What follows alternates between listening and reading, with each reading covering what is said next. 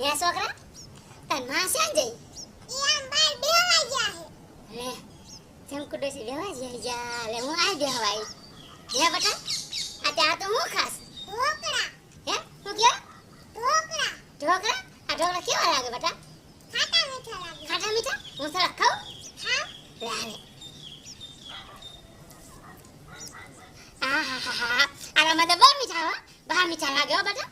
હે આ શું કે બટા ઢોકળા ઢોકળા આહાહા